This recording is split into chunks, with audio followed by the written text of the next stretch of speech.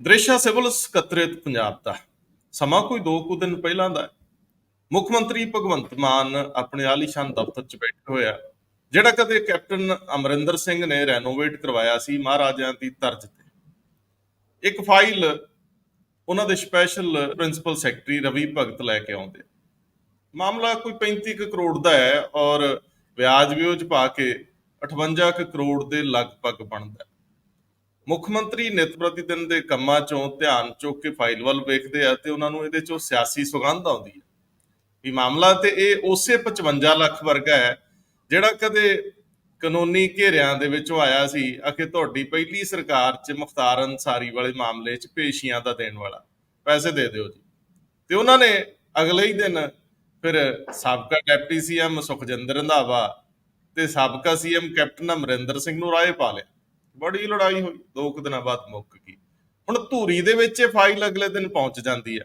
ਧੂਰੀ 'ਚ ਉਹ ਫਿਰ ਆਪਣੇ ਸੱਜਰੇ ਸ਼ਰੀਕ ਤੇ ਪੁਰਾਣੇ ਮਿੱਤਰ ਮਨਪ੍ਰੀਤ ਬਾਦਲ ਨੂੰ ਸ਼ੀਸ਼ਾ ਵਿਖਾਉਂਦੇ।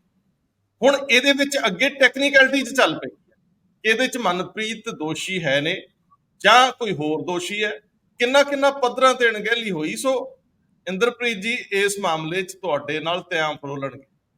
ਦੂਜਾ ਵੀ ਮਾਮਲਾ ਇੰਜ ਦਾ ਹੀ ਹੈ, ਮਾਮਲਾ ਇਹ ਵੀ ਸਿਵਲ ਸਕੱਤਰੇਤ ਦਾ ਹੀ ਹੈ, ਲੇਕਿਨ ਦਫ਼ਤਰ ਚੀਫ ਸੈਕਟਰੀ ਦਾ ਅਨੁਰਾਗ ਵਰਮਾ ਤੇ ਮਾਮਲਾ ਹੈ ਦਰਿਆਵਾਂ ਦੇ ਨਾਲ ਲੱਗਦੀਆਂ ਪੰਚਾਇਤੀ ਜ਼ਮੀਨਾਂ ਦਾ, ਜਿਹਦੇ ਵਿੱਚ ਰੇਤਾ ਵੀ ਪਿਆ ਤੇ ਜਿਹਦੇ ਵਿੱਚ ਬਜਰੀ ਵੀ ਪਈ ਹੈ। ਇੱਕ ਅਹਿਮ ਫੈਸਲਾ ਲੈਂਦੇ ਨੇ ਔਰ ਉਹ ਚਿੱਠੀ ਲਿਖਦੇ ਆ ਇਸ ਵਿਭਾਗ ਨੂੰ। ਮਾਮਲਾ ਇਹ ਵੀ ਅਹਿਮ ਆ, ਇਹਦੇ ਨਾਲ ਤੁਹਾਡੀ ਸਾਂਝ ਪਾਉਣੇ। ਤੇ ਤੀਜਾ ਮਾਮਲਾ ਵੀ ਅਹਿਮ ਆ। ਜਦੋਂ ਸਾਰਾ ਪੰਜਾਬ ਬਲਿਆ ਪਿਆ ਨਸ਼ਿਆਂ ਦੇ ਮਾਮਲੇ 'ਚ, ਤਾਂ ਉਦੋਂ ਮੁੱਖ ਮੰਤਰੀ ਇੱਕ ਐਸੀ ਵਿਉਂਤ ਦਾ ਜ਼ਿਕਰ ਕਰ ਰਿਹਾ। ਉਹ ਕਹਿੰਦੇ 1 ਸਾਲ ਦੇ ਵਿੱਚ ਅਸੀਂ ਨਸ਼ਾ ਖਤਮ ਕਰਨ ਲਈ ਵਿਉਂਤਬੰਦੀ ਕਰ ਲਈ ਆ। ਕੀ ਇਹ 3 ਟਾਇਰ ਉਹੀ ਸਕੀਮ ਆ ਜਿਹੜੀ ਕਦੇ ਹਰਪ੍ਰੀਤ ਸਿੰਘ ਸਿੱਧੂ ਨੇ ਪ੍ਰੈਜ਼ੈਂਟੇਸ਼ਨ ਦਿੱਤੀ ਸੀ ਅਰਵਿੰਦ ਕੇਜਰੀਵਾਲ ਨੂੰ? ਕੀ ਇਹ ਉਹੀ ਮਾਮਲਾ ਹੈ ਕਿ ਤੁਸੀਂ ਸਪਲਾਈ ਵੀ ਤੋੜਨੀ ਹੈ, ਬਾਕੀ ਮਾਮਲੇ ਵੀ? ਇਹ ਸਾਰੇ ਮਾਮਲਿਆਂ 'ਚ ਗੱਲਬਾਤ ਅੱਗੇ ਵਧਾਉਂਦੇ ਆ, ਲੇਕਿਨ ਚੌਥੇ ਮਾਮਲੇ 'ਚ ਦੇਸ਼ ਦੇ ਦ੍ਰਿਸ਼ ਨੂੰ ਪ੍ਰਧਾਨ ਮੰਤਰੀ ਦੇ ਨੁਕਤਾ ਨਜ਼ਰ ਤੋਂ ਅੱਗੇ ਵਧਾਉਂਦੇ ਆ। ਕੁਝ ਐਸੀਆਂ ਗੱਲਾਂ ਜਿਹੜੀਆਂ ਭਾਸਕਰ ਸਾਹਿਬ ਜ਼ਰੂਰੀ ਸਮਝਦੇ ਕਰਨੀਆਂ। ਸਭ ਤੋਂ ਪਹਿਲਾਂ ਇੰਦਰਪ੍ਰੀਤ ਜੀ, ਮੈਂ ਬਿਲਕੁਲ ਵਿਸਤਾਰ 'ਚ ਨਹੀਂ ਜਾਣਾ, ਮੈਨੂੰ ਟੈਕਨੀਕਲਿਟੀਜ਼ ਦੱਸਿਓ ਕਿ ਕੱਲ ਫਾਈਲਾਂ ਦੇ ਵਿੱਚ ਲੰਘਦਿਆਂ ਜਾਂ ਕੋਈ ਤੁਹਾਡੇ ਸਾਹਮਣੇ ਤੱਥ ਆਏ ਹੋਣ ਕਿ ਆਖਰ ਜਿਹੜੇ ਅਸ਼ਟਾਮ ਛਪਵਾਏ ਗਏ ਆ ਉਹਨਾਂ ਦੇ ਵਿੱਚ ਝੋਲ ਕੀ ਆ, ਉਹ ਕਿਹੜੀ ਚਿੱਠੀ 'ਚ ਦਾ ਜ਼ਿਕਰ ਹੋ ਰਿਹਾ? ਆਖਰ ਜੇਕਰ ਸਭ ਕੁਝ ਹੋ ਚੁੱਕਿਆ ਸੀਗਾ ਤਾਂ ਇਹ ਛਪਵਾਈ ਬੰਦ ਕਿਉਂ ਨਹੀਂ ਕਰਵਾਈ ਗਈ ਸੀ? ਗੱਲ ਤੋਰਿਓ ਜ਼ਰਾ। ਰੰਧਾਵਾ ਸਾਹਿਬ, ਆਪਾਂ ਕੱਲ ਵੀ ਲੰਬੀ ਚੌੜੀ ਇਸ ਤੇ ਡਿਸਕਸ਼ਨ ਕੀਤੀ ਸੀਗੀ। ਮਾਮਲਾ ਐਕਚੁਅਲੀ ਹੈਗਾ ਜਿਹੜੀ ਇੱਕ ਚਿੱਠੀ ਆਈ ਹੈ ਨਾਸਿਕ ਪ੍ਰੈਸ ਤੋਂ, ਜਿੱਥੇ ਸਟਾਂਪ ਛਪਦੇ ਆ ਪੂਰੇ ਕੰਟਰੀ ਦੇ। ਉਹਨਾਂ ਨੇ ਇੱਕ ਚਿੱਠੀ ਪਾਈ ਹੈ ਕਿ ਇੱਕ ਤਾਂ ਤੁਸੀਂ ਆਪਣਾ ਸਮਾਨ ਚੱਕੋ, ਜਿਹੜਾ ਕਿ 1200 ਸਮਥਿੰਗ ਕਰੋੜ ਦਾ ਉਹਨਾਂ ਨੇ ਸਟਾਂਪ ਛਪਵਾਏ ਹੈ। ਉਹਦਾ ਖਰਚਾ ਛਪਵਾਈ ਦਾ ਆਇਆ 35 ਕਰੋੜ ਰੁਪਇਆ। 35 ਕਰੋੜ ਤੋਂ ਕਿ ਹੁਣ ਲੰਬੇ ਸਮੇਂ ਤੋਂ ਉਹ ਚੱਕੇ ਨਹੀਂ, 2 ਸਾਲ ਹੋ ਗਏ, ਤੇ ਉਹਦੇ ਤੇ ਵਿਆਜ ਵਿਊਜ ਪਾ ਕੇ ਉਹ 57-58 ਕਰੋੜ ਦੇ ਆਸ-ਪਾਸ ਬਣਿਆ ਹੋਇਆ। ਉਹਨਾਂ ਨੇ ਚਿੱਠੀ ਪੰਜਾਬ ਸਰਕਾਰ ਨੂੰ ਲਿਖੀ ਹੈ ਵੀ ਇੱਕ ਤਾਂ ਸਾਡੀ ਇਹ ਅਦਾਇਗੀ ਕਰੋ ਜਿਹੜਾ 57-58 ਕਰੋੜ ਰੁਪਇਆ ਬਣਦਾ ਤੁਹਾਡਾ, ਔਰ ਦੂਜਾ ਸਾਡਾ ਕੀ ਨਾਮ ਹੈ ਇਹ ਸਮਾਨ ਇੱਥੋਂ ਚੱਕੋ। ਸੋ ਦੋਨਾਂ ਦੇ ਵਿੱਚ ਇਹ ਹੁਣ approval government of Punjab CM ਦੀ ਲੈਣੀ ਹੈ। ਜਦੋਂ ਰੈਵਨਿਊ ਡਿਪਾਰਟਮੈਂਟ ਦੀ ਇਹ ਫਾਈਲ ਜਿਹੜੀ ਹੈਗੀ ਹੈ ਉਹ ਮੁੱਖ ਮੰਤਰੀ ਕੋਲੇ ਗਈ ਤਾਂ ਉਹਨਾਂ ਨੂੰ ਇਹ ਉਸੇ ਤਰ੍ਹਾਂ ਦਾ ਹੀ ਮਾਮਲਾ ਲੱਗਿਆ ਜਿਵੇਂ ਪਹਿਲਾਂ ਤੁਸੀਂ ਜ਼ਿਕਰ ਕੀਤਾ ਹੈ ਵੀ ਸੁਖਜਿੰਦਰ ਰੰਧਾਵਾ ਦਾ ਇੱਕ 55 ਲੱਖ ਰੁਪਏ ਦਾ, ਸੌਰੀ ਜੇਲ੍ਹ ਡਿਪਾਰਟਮੈਂਟ ਦਾ ਇੱਕ 55 ਲੱਖ ਰੁਪਏ ਦਾ ਬਿੱਲ ਆਇਆ ਸੀ, ਉਹਦੀ ਅਦਾਇਗੀ ਕਰਨੀ ਸੀ। ਇਹ ਹੁਣ 55 ਕਰੋੜ ਦਾ ਆ ਗਿਆ। ਮਤਲਬ ਤੁਸੀਂ ਦੇਖੋ ਕਿ ਅਦਾਇਗੀਆਂ ਕਿਵੇਂ ਵੱਧਦੀਆਂ ਜਾ ਰਹੀਆਂ ਨੇ। ਮੁੱਖ ਮੰਤਰੀ ਨੇ ਆਪਣੀ ਇਸ ਦੇ ਵਿੱਚ ਇੱਕ ਪੋਲੀਟੀਕਲ ਸਮੈਲ ਤਾਂ ਲਿੱਤੀ ਹੈ, ਔਰ ਉਹਨਾਂ ਨੇ ਜਦੋਂ 14 ਤਰੀਕ ਨੂੰ ਉੱਥੇ ਧੂਰੀ ਦੇ ਵਿੱਚ ਆਯੁਸ਼ਮਾਨ ਦਾ ਇੱਕ ਫੰਕਸ਼ਨ ਸੀ, ਜਿਹੜਾ ਨਵੇਂ ਕਲੀਨਿਕ ਬਣਾਏ ਨੇ ਆਮ ਆਦਮੀ ਕਲੀਨਿਕ, ਉਹਨਾਂ ਦਾ ਇੱਕ ਜਿਹੜਾ ਫੰਕਸ਼ਨ ਸੀ ਸਟੇਟ ਲੈਵਲ ਦਾ, ਉਹਦਾ ਉਦਘਾਟਨ ਜਦੋਂ ਕਰ ਰਹੇ ਸੀ ਤੇ ਬੋਲਦੇ ਹੋਏ ਉਹਨਾਂ ਨੇ ਇਸ ਦਾ ਜ਼ਿਕਰ ਕੀਤਾ ਵੀ ਜਿਹੜੇ ਬੰਦੇ ਮੈਨੂੰ ਮੇਰੀ ਔਕਾਤ ਵੀ ਦਿਖਾ ਰਹੇ ਸੀਗੇ ਤੇ ਆਪਣੇ ਆਪ ਨੂੰ ਬਹੁਤ ਸਿਆਣੇ ਵੀ ਸਮਝਦੇ ਸੀ, ਉਹਨਾਂ ਦੀ ਸਿਆਣਪ ਦੀ ਮੈਂ ਤੁਹਾਨੂੰ ਗੱਲ ਦੱਸ ਦਿੰਦਾ ਵੀ ਆਹ 57 ਕਰੋੜ ਰੁਪਇਆ ਦੇਣਾ ਪਿਆ ਜਦੋਂ ਕਿ ਪੰਜਾਬ ਸਰਕਾਰ ਨੇ ਈ ਸਟੈਂਪਿੰਗ ਲਾਗੂ ਕਰਤੀ ਸੀ ਤੇ ਫਿਰ ਵੀ ਇਹ ਆਰਡਰ ਦੇਤੇ ਹੋਰ।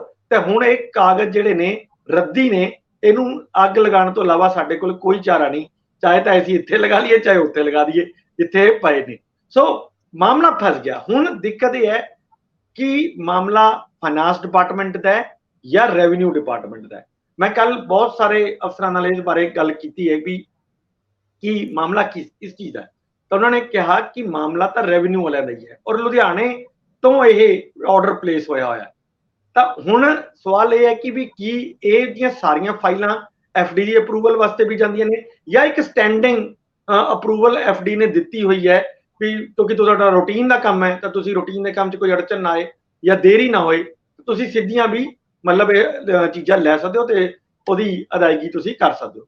ਹੁਣ ਦਿੱਕਤ ਇਹ ਹੈ ਵੀ ਕਿਹਦਾ ਇਹ 57 ਕਰੋੜ ਰੁਪਇਆ ਕੌਣ ਦਊਗਾ? ਜੇ ਦੇਖੋ ਸਰਕਾਰ ਨੂੰ ਤਾਂ ਦੇਣਾ ਹੀ ਪੈਣਾ ਕਿਉਂਕਿ ਗਵਰਨਮੈਂਟ ਪ੍ਰੈਸ ਤੋਂ ਅਸੀਂ ਆਰਡਰ ਦੇ ਕੇ ਰਿਲੀਜ਼ ਆਰਡਰ ਦੇ ਕੇ ਛਪਵਾਏ ਹੈ। ਹੁਣ ਉਹ 57 ਕਰੋੜ ਤਾਂ ਦੇਣੇ ਪੈਣੇ, ਨਾਲ ਦੀ ਨਾਲ 57 ਲੱਖ ਰੁਪਇਆ ਬਿੱਲ ਟਰਾਂਸਪੋਰਟੇਸ਼ਨ ਦਾ ਵੀ ਨਾਲ ਹੀ ਖੜਾ ਹੈ ਕਿਉਂਕਿ ਇਹਨੂੰ ਲੈ ਕੇ ਵੀ ਆਣਾ ਪੈਣਾ ਇੱਥੇ।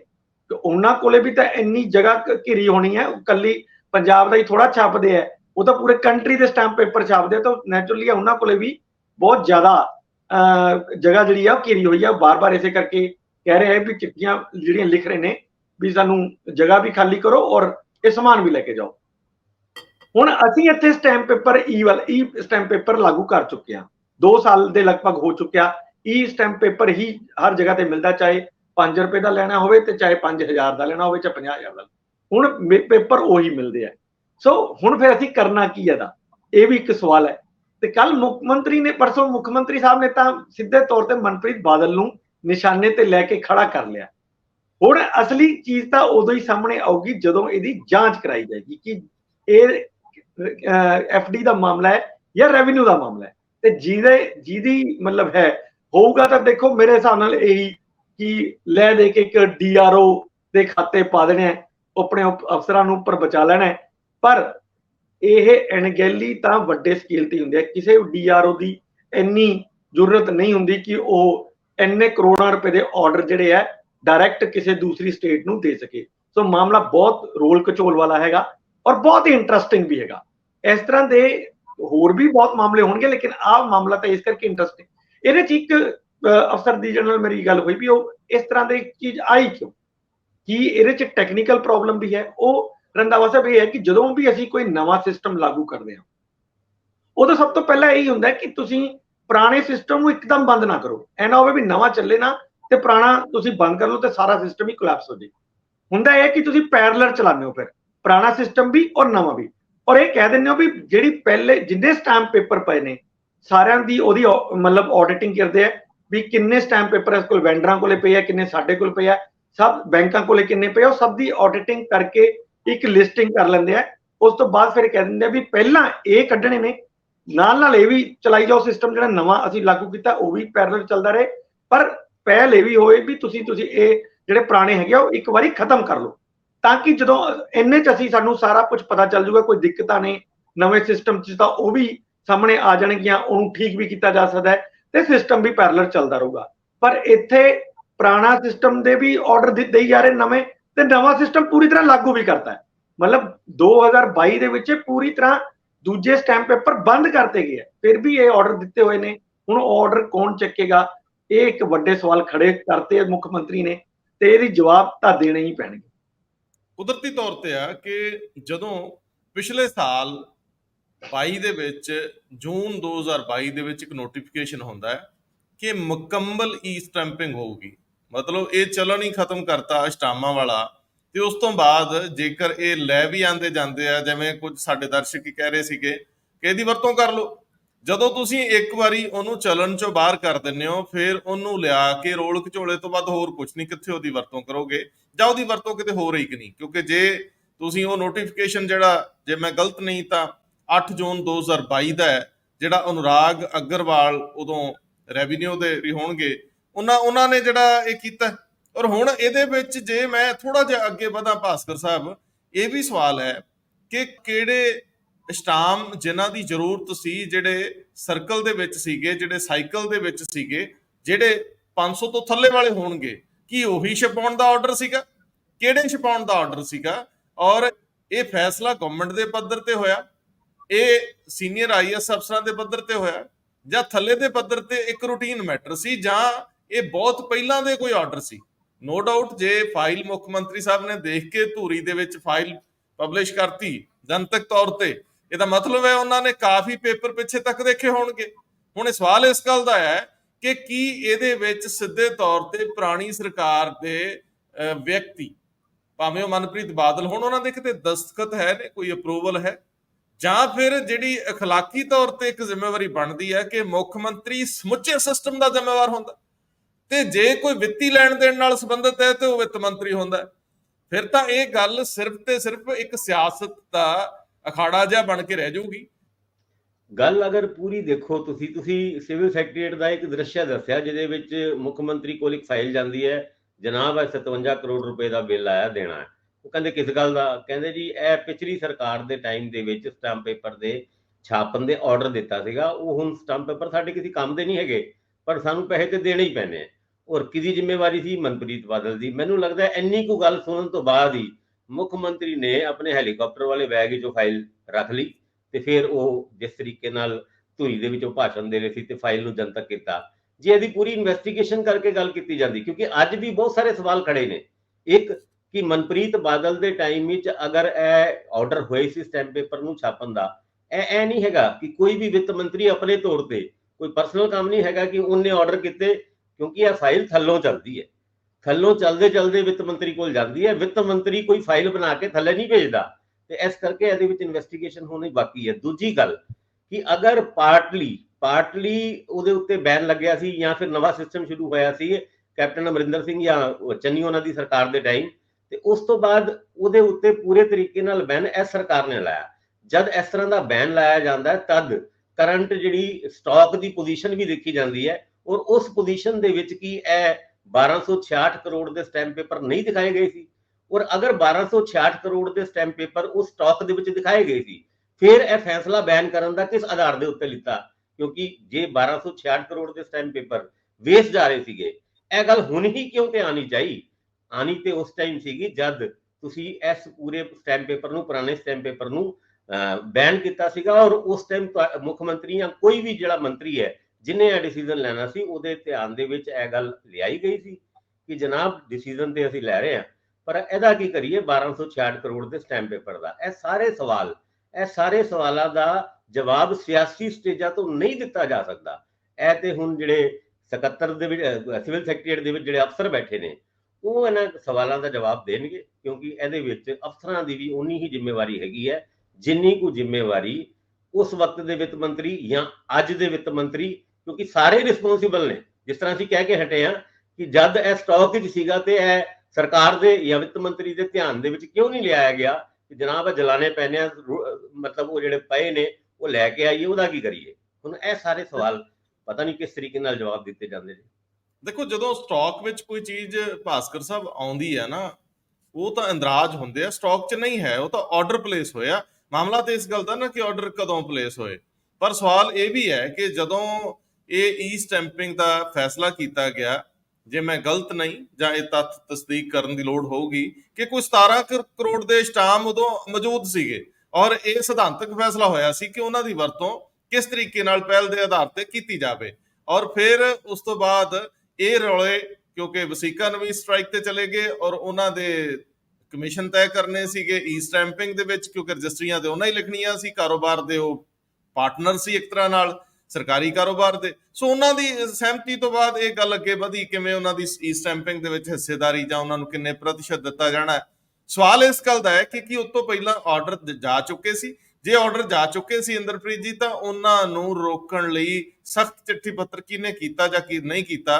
ਹਾਲਾਂਕਿ ਇਸ ਮਾਮਲੇ ਦੇ ਵਿੱਚ ਅਨੁਰਾਗ ਅਗਰਵਾਲ ਕਿਸੇ ਸਮੇਂ ਨਾਸਿਕ ਪ੍ਰੈਸ ਨੂੰ ਲਿਖਦੇ ਨੇ, ਇਹ ਮੇਰੇ ਸਾਹਮਣੇ ਕੁਝ ਤੱਥ ਆਏ ਨੇ ਜਿਨ੍ਹਾਂ ਦੀ ਤਸਦੀਕ ਹੋਣੀ ਬੜੀ ਜ਼ਰੂਰੀ ਆ, ਕਿ ਅਸੀਂ ਤੁਹਾਡੇ ਤੋਂ ਇਹ ਤੁਸੀਂ ਨਾ ਛਾਪੋ, ਅਸੀਂ ਨਹੀਂ ਲੈ ਸਕਾਂਗੇ, ਕਿਉਂਕਿ ਉਹ ਬਜਿੱਦ ਸੀ ਕਿ ਸਾਡੇ ਕੋਲ ਸਮਾਂ ਹੈ, ਸਾਡੇ ਕੋਲ ਹੁਣ ਜਿਹੜੇ ਛਪਾਉਣੇ ਆ ਛਪਾ ਲਓ, ਅਸੀਂ ਛਾਪ ਰਹੇ ਹਾਂ, ਤੁਸੀਂ ਚੱਕ ਲਓ। ਇਸ ਤਰ੍ਹਾਂ ਦੀਆਂ ਗੱਲਾਂ ਹੁੰਦੀਆਂ ਰਹੀਆਂ, ਲੇਕਿਨ ਉਹ ਚਿੱਠੀ ਪੱਤਰ ਫਾਈਲ ਦਾ ਹਿੱਸਾ ਜ਼ਰੂਰ ਹੋਊਗਾ। ਇੰਦਰਪ੍ਰੀਤ ਜੀ, ਆਖਰੀ ਗੱਲ ਇੱਥੇ। ਬਿਲਕੁਲ, ਇਹਦੇ ਚ ਉਹਦੇ ਚ ਫਾਈਲ ਦਾ ਹਿੱਸਾ ਹੋਊਗਾ। ਇਹ ਇਸ ਤਰ੍ਹਾਂ ਨਹੀਂ ਹੈ ਕਿ ਕੋਈ ਇੱਕ ਡੀਆਰਓ ਡਾਇਰੈਕਟਲੀ ਆਰਡਰ ਲਿਖ ਦੇ।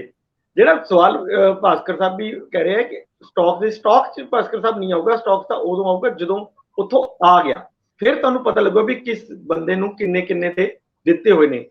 ਸਟਾਕ ਤਾਂ ਹਜੇ ਬਣਿਆ ਹੀ ਨਹੀਂ, ਹਜੇ ਤਾਂ ਆਣਾ ਹੈ, ਉੱਥੋਂ ਪਿਆ ਹੈ। ਤੇ ਇਹ ਤਾਂ ਮੈਨੂੰ ਲੱਗਦਾ ਕਿ ਜਿਹੜਾ, ਕਿਉਂਕਿ ਜਿਸ ਥਾਂ ਤੋਂ ਇਹ ਪਲੇਸ ਹੋਇਆ, ਦੇਖੋ ਚਾਹੇ ਆਰਡਰ FCR ਦੇਵੇ, ਚਾਹੇ ਕੋਈ ਹੋਰ ਕਿਸੇ ਵੀ ਰੈਂਕ ਦਾ, ਜਿਹਨੂੰ ਵੀ ਮਤਲਬ ਆਪਾਂ ਅਧਿਕ੍ਰਿਤ ਕਰ ਦਿੰਦੇ ਹਾਂ ਵੀ ਫਲਾਣਾ ਮੇਰੀ ਪਾਵਰ ਡੈਲੀਗੇਟ ਆਪਾਂ ਕਰ ਦਿੰਦੇ ਹਾਂ ਵੀ ਇਹ ਪਾਵਰ ਯੂਜ਼ ਕਰਕੇ ਇਹ ਕਰੇਗਾ। ਸੋ ਚਾਹੇ ਆਰਡਰ ਉਹ ਦੇਵੇ, ਸਵਾਲ ਤਾਂ ਇਸ ਗੱਲ ਦਾ ਹੈ ਕਿ ਜਿਹੜਾ ਆਰਡਰ ਜਿਸਨੇ ਪਲੇਸ ਕੀਤਾ ਉਹਦੀ ਡਿਮਾਂਡ ਥੱਲੋਂ ਕਿਸ ਡਿਸਟ੍ਰਿਕਟ ਤੋਂ ਆਈ ਹੈ, ਉਹ ਆ ਗਈ ਹੋਣੀ ਹੈ। ਜਿਵੇਂ ਮੈਂ ਕਿਹਾ ਹੈ ਕਿ ਲੁਧਿਆਣੇ ਵਾਲਿਆਂ ਨੇ ਕੀਤੀ ਹੈ, ਤੇ ਇੱਕ ਹੋਰ 2 ਡਿਸਟ੍ਰਿਕਟ ਨੇ, 2 ਡਿਸਟ੍ਰਿਕਟਾਂ ਨੇ ਕੀਤੀ ਸੀ ਇਹ, ਤੇ ਉਹਦੇ ਆ ਕੇ ਚਲਾ ਗਿਆ। ਹੁਣ ਤਾਂ ਇਹ ਹੈ, ਉਦੋਂ FCR ਸਾਹਿਬ ਨੇ ਇਹ ਕਿਉਂ ਨਹੀਂ ਕਿਹਾ ਵੀ ਯਾਰ ਵੀ ਆਪਾਂ ਆਲਰੇਡੀ ਜਿਹੜੀ ਹੈਗੀ ਹੈ ਸਟੈਂਪਿੰਗ ਲਾਗੂ ਕਰ ਚੁੱਕੇ ਹਾਂ, ਫਿਰ ਆਪਾਂ ਇੰਨਾ ਵੱਡੇ ਵੱਡੇ ਆਰਡਰ ਕਿਉਂ ਪਲੇਸ ਕਰ ਰਹੇ ਹਾਂ। ਸੋ ਜਿਹੜੇ ਵੀ ਬੰਦੇ ਇਹਦੇ ਚ ਜਿਨ੍ਹਾਂ ਨੇ ਵੀ ਆਰਡਰ ਪਲੇਸ ਕੀਤੇ ਨੇ, ਉਹਨਾਂ ਨੂੰ ਇਹ ਸਾਰੀਆਂ ਚੀਜ਼ਾਂ ਦੇ ਜਵਾਬ ਤਾਂ ਦੇਣੇ ਹੀ ਪੈਣਗੇ। ਬਿਲਕੁਲ ਠੀਕ ਹੈ। ਅਗਲੇ ਮੁੱਦੇ ਤੇ ਆਉਂਦੇ ਆ। ਮੈਂ ਇੰਦਰਪ੍ਰੀਤ ਜੀ ਉਹ ਵੀ ਤੁਹਾਡੇ ਤੋਂ ਸ਼ੁਰੂ ਕਰਨਾ ਚਾਹੂੰਗਾ। ਮੈਂ ਇੱਕ ਮੀਟਿੰਗ ਦਾ ਜ਼ਿਕਰ ਕਰ ਰਿਹਾ, ਅਨੁਰਾਗ ਵਰਮਾ ਜਿਹੜੇ ਲੈਂਦੇ ਨੇ, ਔਰ ਰੌਲਾ ਕੀ ਸੀਗਾ, ਨਰੋਟ ਜੈਮਲ ਸਿੰਘ ਦੇ ਨਾਲ ਲੱਗਦੇ ਉਹ ਪਿੰਡਾਂ ਦੀ ਜਾਂ ਉੱਥੋਂ ਦੇ ਜਿੱਥੇ 100 ਏਕੜ ਲਗਭਗ 92 ਏਕੜ ਤੋਂ ਜ਼ਿਆਦਾ ਦੀ ਅਲਾਟਮੈਂਟ ਹੋਈ। ਫਿਰ ਖਬਰ ਛਪਦੀ ਹੈ ਔਰ ਪੂਰੇ ਮੀਡੀਆ ਦੇ ਵਿੱਚ ਵੱਡਾ ਸਥਾਨ ਲੈ ਜਾਂਦੀ ਹੈ ਕਿ 45 ਏਕੜ ਜ਼ਮੀਨ ਬਹੁਤ ਅਹਿਮ ਹੈ, ਕਿਉਂਕਿ ਉਹਦੇ ਵਿੱਚ ਰੇਤਾ ਬਜਰੀ ਦਾ ਬਹੁਤ ਸਾਰਾ ਕੰਮ ਹੋ ਸਕਦਾ, ਔਰ ਇਹ ਖਾਸ ਤੌਰ ਤੇ ਅਲਾਟਮੈਂਟ ਵੀ ਇਸੇ ਨਜ਼ਰੀਏ ਤੋਂ ਹੀ ਹੋਈਆਂ ਨੇ। ਤੇ ਜਦੋਂ ਇਸ ਗੱਲ ਨੂੰ ਅੱਗੇ ਵਧਾ ਕੇ ਅਨੁਰਾਗ ਵਰਮਾ ਆਪਣੇ ਅਧਿਕਾਰੀਆਂ ਨੂੰ ਲਿਖਦੇ ਨੇ ਵੀ ਇਹਦਾ ਪਤਾ ਕਰਾਓ ਕਿ ਇਸ ਤਰ੍ਹਾਂ ਦੀਆਂ ਹੋਰ ਕਿੰਨੀਆਂ ਜ਼ਮੀਨਾਂ ਜਿਨ੍ਹਾਂ ਚੋਂ ਫਾਇਦਾ ਹੋ ਸਕੇ, ਕਿਉਂਕਿ ਲਗਾਤਾਰ ਇਸ ਤਰ੍ਹਾਂ ਦੀ ਖਬਰ ਨਿਕਲ ਰਹੀ ਸੀਗੀ ਕਿ ਗਵਰਨਮੈਂਟ ਆਪਣੀਆਂ ਇਹਨਾਂ ਜ਼ਮੀਨਾਂ ਦੀ ਵਰਤੋਂ ਕਿਉਂ ਨਹੀਂ ਕਰ ਰਹੀ। ਇਹ ਸਰਮਾਇਆ ਵਾ ਗਵਰਨਮੈਂਟ ਦਾ, ਲੋਕ ਤਰਾ ਕਰ ਰਹੇ ਆ, ਰੇਤ ਬਜਰੀ ਬੜੇ ਮਹਿੰਗੇ ਰੇਟਾਂ 'ਚ ਮਿਲਦੀ ਆ, ਸਰਕਾਰ ਲਈ ਸਦਾ ਪ੍ਰੀਖਿਆ ਬਣੀ ਰਹਿੰਦੀ ਆ। ਸੋ ਇਹ ਗੱਲ ਨੂੰ ਜ਼ਰਾ ਅੱਗੇ ਵਧਾਇਓ ਕਿ ਦਰਿਆਵਾਂ ਦੇ ਕੰਢਿਆਂ ਕਿਨਾਰੇ, ਜਿਹੜੀ ਦਰਿਆਵਾਂ ਦੇ ਕਿਨਾਰਿਆਂ ਤੇ ਜਿਹੜੀ ਜ਼ਮੀਨ ਹੈ, ਪੰਚਾਇਤਾਂ ਦੀ ਜ਼ਮੀਨ ਹੈ, ਉਹਦੇ 'ਚ ਮਾਈਨਿੰਗ 'ਚ ਸਮੱਸਿਆ ਕੀ ਆ। ਜੇ ਅਨੁਰਾਗ ਵਰਮਾ ਇਹਦੇ ਤੇ ਨਿਸ਼ਾਨਦੇਹੀ ਲਈ ਕਹਿ ਰਹੇ ਆ ਤਾਂ ਕਿੰਨੀ ਕੁ ਜ਼ਮੀਨ ਕੋਈ ਵਿਭਾਗੀ ਅਧਿਕਾਰੀਆਂ ਤੋਂ ਪਤਾ ਲਿਆ ਜੀ, ਕੋਈ 1000, ਕੋਈ 1500, ਕੋਈ 2000 ਏਕੜ ਜ਼ਮੀਨ ਇਹੋ ਜਿਹੀ ਹੋਵੇ? ਰੰਧਾਵਾ ਸਾਹਿਬ, ਤੁਸੀਂ ਤਾਂ ਬਹੁਤ ਹੀ ਘੱਟ ਜ਼ਮੀਨ ਆਂਕੀ ਹੈ। ਜਿਹੜਾ ਡਿਪਾਰਟਮੈਂਟ ਦਾ ਆਪਣਾ ਇੱਕ ਮਤਲਬ ਆਪਾਂ ਕਹਿੰਦੇ ਸਰਸਰੀ ਦਾ ਸਰਵੇ ਹੈ, ਉਹੀ ਅਗਰ ਦੱਸਾਂ ਮੈਂ ਤਾਂ ਉਹ 1.5 ਲੱਖ ਏਕੜ ਤੋਂ ਉੱਪਰ ਹੈ, ਜਿੱਥੇ ਇਹ ਜ਼ਮੀਨ ਮਤਲਬ ਜਿਹੜਾ ਰੇਤਾ ਬਜਰੀ ਮਤਲਬ ਹੋ ਸਕਦੀ ਹੈ। ਸੋ ਇਹ ਬਿਲਕੁਲ ਠੀਕ ਹੈ। ਜਿਹੜੀ ਇਹ ਮੀਟਿੰਗ ਹੋਈ ਹੈ 14 ਤਰੀਕ ਨੂੰ ਪਿੱਛੇ ਜੇ ਹੋਈ ਹੈ, ਉਹਦੇ ਵਿੱਚ ਇਹ ਗੱਲ ਆਈ ਹੈ, ਇਸ ਲੈਟਰ ਰਾਹੀਂ ਪਤਾ ਚੱਲੀ ਹੈ ਕਿ ਇਹ ਗੱਲ ਆਈ ਹੈ ਕਿ ਜੇ ਇੱਕ ਪਿੰਡ, ਗੋਲ ਪਿੰਡ ਜਿਹੜਾ ਜਿਹਦੀ ਆਪਾਂ ਗੱਲ ਕਰ ਰਹੇ ਹਾਂ, ਉਹਦੀ ਅਗਰ 46 ਏਕੜ ਜ਼ਮੀਨ ਹੈ ਤਾਂ ਬਾਕੀ ਜਿੱਥੇ ਮਾਈਨਿੰਗ ਹੋ ਸਕਦੀ ਹੈ, ਖਾਸ ਤੌਰ ਤੇ ਇਹਨਾਂ ਦਿਨਾਂ ਦੇ ਵਿੱਚ ਜਦੋਂ ਮਾਨਸੂਨ ਬਹੁਤ ਆਪਣਾ ਯੋਵਨ ਤੇ ਹੁੰਦਾ ਹੈ ਤੇ ਬਹੁਤ ਰੇਤ ਬਜਰੀ ਜਿਹੜੀ ਹੈ ਪਹਾੜਾਂ ਤੋਂ ਉਤਰ ਕੇ ਥੱਲੇ ਆਂਦੀ ਹੈ, ਉਹ ਮਾਈਨ ਗੋਲਡ ਮਾਈਨ ਹੈ। ਮੈਨੂੰ ਇੱਕ ਅਫਸਰ ਨੇ ਕਿਹਾ ਕਿ ਇਹ ਗੋਲਡ ਮਾਈਨ ਨੇ, ਪਿੰਡ 1.5 ਲੱਖ ਜਿਹੜੀ ਏਕੜ ਜ਼ਮੀਨ ਹੈ, ਇੱਥੋਂ ਤਾਂ ਜਿੰਨਾ ਮਰਜ਼ੀ ਰੈਵਨਿਊ ਕਮਾ ਲਓ ਤੁਸੀਂ, ਸਰਕਾਰ ਦੇ ਖਾਤੇ ਚ ਆਏ, ਲੋਕਾਂ ਨੂੰ ਵੀ ਸਸਤਾ ਰੇਤਾ ਬਜਰੀ ਮਿਲੇ, ਅਸੀਂ ਇਸ ਤਰ੍ਹਾਂ ਦੀ ਕਵਾਇਦ ਕਰ ਰਹੇ ਹਾਂ। ਸ਼ਾਇਦ ਮੈਨੂੰ ਲੱਗਦਾ ਕਿ ਉਹ ਉਸੇ ਮੀਟਿੰਗ ਨਾਲ ਹੀ ਸੰਬੰਧਿਤ ਗੱਲ ਕਰ ਰਹੇ ਸੀਗੇ। ਉਹਦੇ ਵਿੱਚ ਹੁਣ 2 ਡਿਪਾਰਟਮੈਂਟਾਂ ਨੂੰ, ਇੱਕ ਰੂਰਲ ਡਿਵੈਲਪਮੈਂਟ ਨੂੰ ਔਰ ਇੱਕ ਮਾਈਨਿੰਗ ਡਿਪਾਰਟਮੈਂਟ ਨੂੰ, ਇਹ ਦੋਨੋਂ ਡਿਪਾਰਟਮੈਂਟ ਨੂੰ, ਕਿਉਂਕਿ ਜਿਹੜੀ ਜ਼ਮੀਨ ਹੁੰਦੀ ਹੈ ਸਾਰੀ ਇਹ ਰੂਰਲ ਡਿਵੈਲਪਮੈਂਟ ਦੇ ਅਧੀਨ ਹੈ, ਉਸ ਦੋਨਾਂ ਨੂੰ ਕਿਹਾ ਕਿ ਤੁਸੀਂ ਮਿਲ ਕੇ ਇੱਕ ਸਰਵੇ ਕਰੋ ਔਰ ਇਹ ਪਤਾ ਲਗਾਓ ਕਿ ਕਿੰਨੀ ਇਹ ਜੀ ਜ਼ਮੀਨ ਹੈ ਜਿਹੜੀ, ਔਰ ਕਿਸ ਪਿੰਡ ਦੀ ਕਿੰਨੀ ਜ਼ਮੀਨ, ਉਹਦੀ ਨਿਸ਼ਾਨਦੇਹੀ ਕੀਤੀ ਜਾਏ ਵੀ ਪੰਚਾਇਤੀ ਜ਼ਮੀਨ ਜਿਹੜੀ ਹੈਗੀ ਹੈ ਉੱਥੇ ਸਾਡੇ ਕੋਲੇ ਇਹ ਰੇਤਾ ਬਜਰੀ ਆ ਸਕਦਾ, ਤੇ ਅਸੀਂ ਮਾਈਨਿੰਗ ਡਿਪਾਰਟਮੈਂਟ ਤੋਂ ਕਰਵਾਇਆ ਕਰੀਏ, ਔਰ ਜਿਹੜਾ ਰੈਵਨਿਊ ਹੈ ਉਹ ਗਵਰਨਮੈਂਟ ਦੇ ਖਜ਼ਾਨੇ ਚ ਆਏ, ਜਿਹਨੂੰ ਦੋਨੋਂ ਡਿਪਾਰਟਮੈਂਟ ਵੀ ਸ਼ੇਅਰ ਕਰ ਸਕਦੇ ਆ। ਸੋ ਇਹ ਇੱਕ ਚੰਗਾ ਕਦਮ ਮੈਨੂੰ ਲੱਗਦਾ ਕਿ ਪੱਟਿਆ ਗਿਆ। ਅਦਰਵਾਈਜ਼ ਹੋ ਕੀ ਰਿਹਾ ਕਿ ਜਿਸ ਤਰ੍ਹਾਂ ਦੀ ਜਿੱਥੇ ਵੀ ਜਾਂ ਤਾਂ ਜਿਹੜੀਆਂ ਜ਼ਮੀਨਾਂ ਸ਼ਹਿਰਾਂ ਦੇ ਬਹੁਤ ਨੇੜੇ ਨੇ ਉਹਨਾਂ ਦੀ, ਜਾਂ ਫਿਰ ਜਿਹੜੀਆਂ ਜ਼ਮੀਨਾਂ ਇਸ ਤਰ੍ਹਾਂ ਦੀਆਂ ਨੇ ਜਿੱਥੇ ਮਾਈਨਿੰਗਸ ਹੋ ਸਕਦੀਆਂ ਨੇ, ਉੱਥੇ ਇਸ ਕਿਸਮ ਦੇ ਮਤਲਬ ਪ੍ਰੋਬਲਮ ਆ ਰਹੀਆਂ ਨੇ ਕਿ ਜਿਵੇਂ ਹੁਣ ਆਪਣਾ ਗੋਲ ਵਾਲਾ ਆਇਆ ਕਿ ਤੁਸੀਂ DDPO ਤੋਂ ਸਾਈਨ ਕਰਵਾ, ADC ਤੋਂ ਆਪਣੇ ਨਾਂ ਤੇ ਹੀ ਕਰਵਾ ਲਈ ਪੰਚਾਇਤੀ ਜ਼ਮੀਨ। ਸੋ ਇਸ ਤਰ੍ਹਾਂ ਦੀਆਂ, ਇਹ ਕੋਈ ਇੱਕ ਅੱਧ ਪਿੰਡ ਦੀ ਖੇਲ ਨਹੀਂ ਹੈ। ਜੇ ਤੁਸੀਂ ਰੈਵਨਿਊ ਕੋਰਟਾਂ ਦੇ ਵਿੱਚ ਜਾ ਕੇ ਦੇਖੋ, ਹਜ਼ਾਰਾਂ ਕੇਸ ਇਹਦੇ ਵਿੱਚ ਇਸ ਤਰ੍ਹਾਂ ਦੇ ਲੱਗੇ ਹੋਏ ਨੇ ਜਿਹਦਾ ਟਾਈਟਲ ਦਾ ਕੇਸ ਹੈ, ਉਹ ਟਾਈਟਲ ਸੈੱਟ ਹੀ ADC ਨੇ ਕਰਨਾ ਹੁੰਦਾ ਹੈ, ਉਹ ਹਜ਼ਾਰਾਂ ਦੀ ਤਾਦਾਦ ਚ ਨੇ। ਮਤਲਬ ਇਹ ਕਿ ਦੇਖੋ ਇਹ ਕਿਉਂ ਨੇ, ਜਿਹੜੇ ਮੰਨ ਲਓ ਕੋਈ ਬਹੁਤ ਰਿਮੋਟ ਚ ਪਿੰਡ ਨੇ, ਕੋਈ ਨੇੜੇ ਤੇੜੇ ਉਹਨਾਂ ਦੀ ਕੋਈ ਸੜਕ ਵੀ ਨਹੀਂ ਲੱਗ ਰਹੀ, ਉਹ ਲੋਕ ਪਿੰਡ ਇਹ ਜ਼ਮੀਨਾਂ ਵਾਪਸ ਕਿਉਂ ਲੈਣਾ ਚਾਹੁੰਦੇ ਨੇ? ਉਹਦਾ ਸਭ ਤੋਂ ਵੱਡਾ ਕਾਰਨ ਹੈ ਕਿ ਇੱਥੇ ਮਾਈਨਿੰਗ ਹੁੰਦੀ ਹੈ। ਜਿਹੜੀ ਲੱਖਾਂ ਕਰੋੜਾਂ ਰੁਪਏ ਮਤਲਬ ਇਹਨਾਂ ਨੂੰ ਜਿੱਥੋਂ ਆ ਸਕਦੇ ਹੈ ਉਹ ਜ਼ਮੀਨ ਹੈ। ਫਸਲਾਂ ਕਰਕੇ ਨਹੀਂ ਕਹਿ ਰਿਹਾ ਵੀ ਚਲੋ ਮੈਂ ਫਸਲ ਉੱਤੇ 4 ਕਿੱਲੇ ਲਗਾ ਲੂੰਗਾ, ਇਹਦੀ ਨਹੀਂ। ਸਵਾਲ ਤਾਂ ਇੱਥੇ ਜਿਹੜੇ ਆ ਰੇਤਾ ਤੇ ਬਜਰੀ ਪਿਆ ਉਹਨੂੰ ਲੈਣ ਦਾ, ਤੇ ਗਵਰਨਮੈਂਟ ਇਹ ਚਾਹੁੰਦੀ ਹੈ ਵੀ ਇਸ ਤਰ੍ਹਾਂ ਦੇ ਨਾ ਆਣ। ਅਸੀਂ ਪਹਿਲਾਂ ਹੀ ਨਿਸ਼ਾਨਦੇਹੀਆਂ ਕਰ ਲਈਏ ਵੀ ਇਹ ਪੰਚਾਇਤੀ ਲੈਂਡ ਹੈ, ਇਹ ਨਹੀਂ ਦਿੱਤੀ ਜਾ ਸਕਦੀ ਕਿਸੇ ਨੂੰ ਵੀ, ਔਰ ਇਹਦਾ ਟਾਈਟਲ ਵੀ ਚੇਂਜ ਨਹੀਂ ਹੋ ਸਕਦਾ। ਇਸ ਕਰਕੇ ਜਿਹੜੀ ਨਿਸ਼ਾਨਦੇਹੀ ਹੋਊਗੀ ਉਸ ਤੋਂ ਜੇ ਮਾਈਨਿੰਗ ਹੋਊਗੀ ਜਦੋਂ, ਉਦੋਂ ਲੋਕਾਂ ਨੂੰ ਵੀ ਫਾਇਦਾ ਹੋਵੇ, ਸਸਤੀ ਰੇਤ ਬਜਰੀ ਮਿਲੇ। ਪੰਜਾਬ ਸਰਕਾਰ ਨੇ ਕਿਹਾ ਹੋਇਆ ਵੀ ਅਸੀਂ 9 ਰੁਪਏ ਪਰ ਇੱਕ ਕਿਊਬਿਕ ਫੁੱਟ ਜਿਹੜੀ ਹੈਗੀ ਆ ਉਹ ਰੇਟ ਦੇਣੀ ਹੈ ਖੱਡਾਂ ਦੇ ਉੱਤੇ, ਤੇ ਇਹੀ ਖੱਡਾਂ ਜਿਹੜੀਆਂ ਨੇ ਉਹ ਪਬਲਿਕ ਖੱਡਾਂ ਬਣਾ ਦਿਓ, ਜਿਹੜਾ ਵੀ ਜਿਹਨੂੰ ਚਾਹੀਦਾ ਉਹ ਜਾ ਕੇ ਲੈ ਲੇ ਉੱਥੇ, ਤਾਂ ਉਹਨੂੰ ਵੀ ਸਸਤਾ ਰੇਤਾ ਬਜਰੀ ਮਿਲ ਜੇ ਤੇ ਸਰਕਾਰ ਦਾ ਵੀ ਫਾਇਦਾ ਹੋ ਜਾਏ। ਸਰਕਾਰ ਜੱਬ ਚੋਂ ਨਿਕਲ ਜੇ ਵਕਤ ਨੂੰ ਫੜੀ ਰਹਿੰਦੀ ਆ ਵੀ ਕਿਤੇ ਰੇਤ ਬਜਰੀ ਵੋਟਾਂ ਹੀ ਨਾ ਖਰਾਬ ਕਰ ਜੇ। ਤੇ ਪਿਛਲੀਆਂ ਸਰਕਾਰਾਂ ਨਾਲ ਵੀ ਇੰਜ ਹੁੰਦਾ ਰਿਹਾ, ਉਹ ਤਾਂ ਪੂਰੇ ਖੜੱਪੇ ਬਣ ਕੇ ਬੈਠੇ ਰਹੇ ਉਹਦੇ ਤੇ ਫਨ ਇੰਜ ਰੱਖ ਕੇ ਵੀ ਇਹ ਨਹੀਂ ਅਸੀਂ ਫ੍ਰੀ ਨਹੀਂ ਕਰਨਾ, ਜੋ ਮਰਜ਼ੀ ਹੋ ਜੇ ਸਰਕਾਰ ਦਾ, ਜੋ ਮਰਜ਼ੀ ਹੋ ਜੇ। 2 ਸਰਕਾਰਾਂ ਬਣਾਉਣ ਨਾਲੋਂ ਇੱਕੋ ਸਰਕਾਰ ਹੰਡਾਰੋ ਬਹੁਤ ਆ, ਇੰਜ ਹੀ ਹੁੰਦਾ ਰਿਹਾ ਨਾ ਜੀ। ਤੇ ਹੁਣ ਇਹਦੀ ਜੇ ਭੇਂਟ ਚੜ ਗਈ ਇਹ ਵੀ ਸਰਕਾਰ, ਇਸ ਕਰਕੇ ਨਾ ਡਰਦਿਆਂ ਹੀ ਪਬਲਿਕ ਖੱਡਾਂ ਦੇ ਰੂਪ ਦੇ ਵਿੱਚ ਕਾਫੀ ਕੰਮ ਕੀਤਾ। ਵੈਸੇ ਗੁਰਕੀਰਤ ਕਿਰਪਾਲ ਇਹਨਾਂ ਮਾਮਲਿਆਂ ਦੇ ਪੁਰਾਣੇ ਜਾਣਕਾਰ ਨੇ, ਮਾਹਿਰ ਨੇ। ਉਹ ਕੈਪਟਨ ਅਮਰਿੰਦਰ ਸਿੰਘ ਵੇਲੇ ਵੀ ਕੋਸ਼ਿਸ਼ ਕਰਦੇ ਰਹੇ ਕਿ ਇਸ ਖਲ ਜਗਣ ਚੋਂ ਨਿਕਲ ਕੇ ਲੋਕਾਂ ਨੂੰ ਸੌਖਾ ਹੱਥ ਦੇ ਦਈਏ, ਕਿਸੇ ਨੇ ਸੁਣੀ ਨਹੀਂ। ਉਦੋਂ ਸੁਰੇਸ਼ ਕੁਮਾਰ ਵੀ ਉਹਨਾਂ ਦੇ ਨਾਲ ਹਾਮੀ ਭਰਦੇ ਰਹੇ, ਪਰ ਕਿਸੇ ਨੇ ਬਹੁਤੀ ਗੌਲੀ ਨਹੀਂ। ਹੁਣ ਇਹ ਮਾਮਲਾ ਸਿੱਧਾ ਗੁਰਕੀਰਤ ਕਿਰਪਾਲ ਕੋਲ ਹੀ ਹੈ, ਔਰ ਕਾਫੀ ਖੱਡਾਂ ਜਨਤਕ ਹੋ ਚੁੱਕੀਆਂ ਨੇ। ਕੀ ਉਹ ਪੁਰਾਣੇ ਦੌਰ ਭਾਸਕਰ ਸਾਹਿਬ, ਅਸੀਂ ਪਿੰਡਾਂ ਦੇ ਵਿੱਚ, ਮੈਨੂੰ ਯਾਦ ਛੋਟੇ ਹੁੰਦੇ ਸੀ ਤੇ ਰੇੜੇ ਦੇ ਉੱਤੇ ਬਹਿ ਕੇ ਜਾ ਕੇ ਨਹਿਰ ਚੋਂ ਭਰ ਲਿਆਉਂਦੇ ਹੁੰਦੇ ਸੀ, ਨਾ ਕੋਈ ਪੁੱਛਦਾ ਸੀ ਨਾ ਦੱਸਦਾ ਸੀ। ਫਿਰ ਹੌਲੀ ਜੀ ਇੱਕ ਡੰਡੇ ਵਾਲਾ ਬੰਦਾ ਆਉਣਾ ਸ਼ੁਰੂ ਹੋ ਗਿਆ, ਕਹਿੰਦੇ ਜੀ ਇਹਦਾ ਠੇਕਾ ਹੋ ਗਿਆ। ਉਹਨੂੰ ਵੀ ਕਹਿੰਦੇ ਹੁੰਦੇ ਤੂੰ ਹੱਟ ਪਾਸੇ, ਹੱਟ ਪਾਸੇ। ਉਹ ਠੇਕੇ ਉਦੋਂ ਸਿਆਸੀ ਜਿਹੇ ਹੁੰਦੇ ਸੀ, ਜਾਂ ਨਹਿਰ ਤੇਰੀ ਤੇ ਆ ਮੇਰੀ। ਬਾਅਦ ਦੇ ਵਿੱਚ ਫਿਰ ਇਹ ਵਿਧੀਵਤ ਰੂਪ ਚ ਠੇਕੇਦਾਰੀਆਂ ਸ਼ੁਰੂ ਹੋਈਆਂ। ਤੇ ਮੈਨੂੰ ਇਹਦੇ ਉੱਤੇ ਇੱਕ ਟਿੱਪਣੀ ਤੁਹਾਡੀ ਚਾਹੀਦੀ, ਫਿਰ ਬਸ ਛੱਡਦੇ ਆ ਗੱਲ। ਵੈਸੇ ਤੇ ਜਿਹੜੇ ਚੀਫ ਸੈਕਟਰੀ ਨੇ ਮੀਟਿੰਗ ਕਰਕੇ ਇਹ ਇੰਸਟਰਕਸ਼ਨ ਜਿਹੜੀ ਦਿੱਤੀ ਹੈ ਕਿ ਆਇਡੈਂਟੀਫਾਈ ਕੀਤੀ ਜਾਏ ਐਦਾਂ ਦੀ ਜ਼ਮੀਨਾਂ, ਜਿਹੜੀ ਪੰਚਾਇਤਾਂ ਦੀ ਜ਼ਮੀਨਾਂ ਜਿਹਦੇ ਵਿੱਚ ਮਾਈਨਿੰਗ ਹੋ ਸਕਦੀ ਹੈ। ਮੈਨੂੰ ਲੱਗਦਾ ਨਹੀਂ ਕਿ ਸਰਕਾਰ ਕੋਲ ਐਦਾਂ ਦੀ ਜ਼ਮੀਨਾਂ ਹਜੇ ਤੱਕ ਆਇਡੈਂਟੀਫਾਈਡ ਨਹੀਂ ਹੋਣਗੀਆਂ। ਇਹ ਲਿਸਟ ਰੈਡੀ ਹੋਣੀ ਚਾਹੀਦੀ ਹੈ, ਕਾਰਨ ਕਿ ਪੰਚਾਇਤੀ ਜ਼ਮੀਨਾਂ ਦਾ ਰਿਕਾਰਡ ਜਦ ਕੁਲਦੀਪ ਸਿੰਘ ਧਾਲੀਵਾਲ ਉਹਨਾਂ ਮੰਤਰੀ ਹੁੰਦੇ ਸੀਗੇ, ਉਹਨਾਂ ਨੇ ਖੁਦ ਕਿਹਾ ਸੀਗਾ ਕਿ ਐਦਾਂ ਦੀ ਜ਼ਮੀਨਾਂ, ਖਾਸ ਕਰਕੇ ਪੰਚਾਇਤੀ ਜ਼ਮੀਨਾਂ, ਸ਼ਾਮਲਾਟ ਦੀ ਜ਼ਮੀਨਾਂ ਜਿਹੜੀ ਪ੍ਰਾਈਵੇਟ ਕਬਜ਼ੇ ਦੇ ਉੱਤੇ ਹੈ, ਉਹ ਸਾਰਿਆਂ ਦੀ ਲਿਸਟ ਅਸੀਂ ਤਿਆਰ ਕਰ ਰਹੇ ਹਾਂ। ਔਰ ਜਦ ਉਹ ਲਿਸਟ ਤਿਆਰ ਕੀਤੀ ਗਈ ਹੋਏਗੀ ਤਦ ਇਹ ਵੀ ਚੀਜ਼ਾਂ ਹੋਏਗੀ। ਹੁਣ ਤੁਸੀਂ ਪੰਚਾਇਤੀ ਇਸ ਪੱਤਰ ਦੇ ਵਿੱਚ ਜਿਹੜਾ ਪੱਤਰ ਉਹਦੀ ਜਿਹੜਾ, ਹਾਂਜੀ, ਉਹਨਾਂ ਨੇ ਕਿਹਾ ਵੀ ਉਹ ਪੰਚਾਇਤੀ ਲੈਂਡ ਜਿੱਥੇ ਮਾਈਨਿੰਗ ਹੋ ਸਕਦੀ ਹੈ, ਮਤਲਬ ਕਿ ਜਿਹੜੇ ਦਰਿਆ ਬਿਲਕੁਲ ਉੱਪਰ ਨੇ, ਉਹਨਾਂ ਜ਼ਮੀਨਾਂ ਦੀ ਗੱਲ ਹੈ। ਭਾਸਕਰ ਸਾਹਿਬ ਮੈਂ ਥੋੜਾ ਜਿਹਾ ਪੜ੍ਹ ਹੀ ਦਿੰਦਾ। ਇਹ ਮਾਮਲਾ ਭਾਸਕਰ ਸਾਹਿਬ 14 ਤਰੀਕ ਦੀ ਚਿੱਠੀ ਦੇ ਵਿੱਚ, ਜਿਹਦਾ ਨੰਬਰ ਲਗਭਗ ਪਿੱਛੇ 25/846 ਆ, ਇਹ ਲਿਖਿਆ ਗਿਆ ਵਾ ਪੇਂਡੂ ਵਿਕਾਸ ਤੇ ਪੰਚਾਇਤ ਵਿਭਾਗ ਨੂੰ, ਵਿੱਤ ਕਮਿਸ਼ਨਰ ਨੂੰ ਤੇ ਸਕੱਤਰ ਮਾਈਨਸ ਨੂੰ। ਉਹਦੇ ਵਿੱਚ ਲਾਸਟ ਵਿੱਚ ਚੀਫ ਸੈਕਟਰੀ ਨੇ 4 ਨੰਬਰ ਦੇ ਵਿੱਚ ਲਿਖਿਆ ਕਿ ਇਸ ਉਪਰੰਤ ਇਹਨਾਂ ਜ਼ਮੀਨਾਂ ਸੰਬੰਧੀ ਫੌਰੀ ਤੌਰ ਤੇ ਬਣਦੀਆਂ ਕਾਨੂੰਨੀ ਪ੍ਰਵਾਨਗੀਆਂ ਵੀ ਲਈਆਂ ਜਾਣ, ਜਿਹੜੀਆਂ ਉਹ ਨਿਸ਼ਾਨਦੇਹੀ ਕਰਨ ਲਈ ਕਹਿ ਰਿਹਾ, ਤੇ ਇਹਨਾਂ ਜ਼ਮੀਨਾਂ ਨੂੰ ਮਾਈਨਿੰਗ ਲਈ ਆਕਸ਼ਨ ਕੀਤਾ ਜਾਵੇ। ਇਸ ਸਬੰਧ 'ਚ ਮਿਤੀ 28/8/2023 ਨੂੰ ਰਿਵਿਊ ਮੀਟਿੰਗ ਕਰਾਂਗੇ, ਦੁਬਾਰਾ ਮੁੜ ਰਿਵਿਊ ਮੀਟਿੰਗ। ਮਤਲਬ ਇਹਦਾ ਮਤਲਬ ਸਰਕਾਰ ਕਾਫੀ ਇਹਦੇ ਤੇ ਤੇਜ਼ੀ ਨਾਲ ਕੰਮ ਕਰਨਾ ਚਾਹੁੰਦੀ ਵੀ ਇਸੇ ਮਹੀਨੇ 'ਚ 1 ਹਫ਼ਤੇ ਬਾਅਦ ਦੁਬਾਰਾ ਮੀਟਿੰਗ ਹੋਊਗੀ। ਤੁਸੀਂ ਠੀਕ ਕਹਿ ਰਹੇ ਹੋ ਕਿ ਨਿਸ਼ਾਨਦੇਹੀ ਹੋਊਗੀ। ਉਹਨਾਂ ਨੇ ਤਾਂ ਹੀ ਇਹ ਲਿਖਿਆ ਕਿ ਆਪਣੇ ਜਿਹੜੇ ਥੱਲੇ ਦੇ ਸਟਾਫ ਤੋਂ ਸਾਰੀ ਜਾਣਕਾਰੀ ਮੰਗੋ ਤੇ ਇੱਥੇ ਦੁਬਾਰਾ ਸਿਰ ਜੋੜੀਏ ਕਿ ਇੱਥੇ ਕਰਨਾ ਕੀ ਅੱਗੇ। ਜੀ ਰੰਧਾਵਾ ਜੀ, ਗੱਲ ਪੰਚਾਇਤੀ ਜ਼ਮੀਨਾਂ ਦੀ ਤੁਰੀ ਹੈ ਤੇ ਫਿਰ ਸਾਨੂੰ ਉਹ ਗੱਲ ਵੀ ਕਰਨੀ ਪਏਗੀ ਜਦ ਪਿਛਲੇ ਸਾਲ ਮਈ ਦੇ ਮਹੀਨੇ ਦੇ ਵਿੱਚ ਕੁਲਦੀਪ ਸਿੰਘ ਧਾਲੀਵਾਲ ਉਹਨਾਂ ਨੇ ਪੰਚਾਇਤੀ ਜਾਂ ਸ਼ਾਮਲਾਟ ਜ਼ਮੀਨਾਂ ਦੇ ਉੱਤੇ ਕਬਜ਼ੇ ਵਾਪਸ ਲੈਣ ਦੀ ਗੱਲ ਕੀਤੀ ਸੀ। ਉਸ ਤੋਂ ਬਾਅਦ 2828 ਏਕੜ, ਉਹ ਜਿਹੜਾ ਛੋਟਾ ਵੱਡਾ ਨੰਗਲ, ਉੱਥੇ ਜੋ ਕੁਝ ਹੋਇਆ ਸੀਗਾ ਔਰ ਮੁੱਖ ਮੰਤਰੀ ਨੇ ਆਪ ਜਾ ਕੇ ਕਬਜ਼ੇ ਦੇ ਵਿੱਚ ਲਿੱਤੀ ਸੀਗੀ। ਹਜੇ ਤੱਕ ਉਸ ਤੋਂ ਬਾਅਦ ਇਹ ਰਿਕਾਰਡ ਨਹੀਂ ਆਇਆ ਕਿ ਉਹਨਾਂ 2828 ਏਕੜ ਦੇ ਵਿੱਚੋਂ ਕਿੰਨੀ ਕੁ ਜ਼ਮੀਨ ਹਜੇ ਵੀ ਸਰਕਾਰ ਜਾਂ ਪੰਚਾਇਤਾਂ ਨੂੰ ਵਾਪਸ ਕਰ ਦਿੱਤੀ ਗਈ ਹੈ। ਉਸ ਤੋਂ ਬਾਅਦ 3603 ਏਕੜ ਦੀ ਵੀ ਗੱਲ ਚੱਲੀ ਔਰ ਜਸਟਿਸ ਕੁਲਦੀਪ ਸਿੰਘ ਉਹਨਾਂ ਦੀ ਰਿਪੋਰਟ ਦੀ ਵੀ ਗੱਲ ਚੱਲੀ।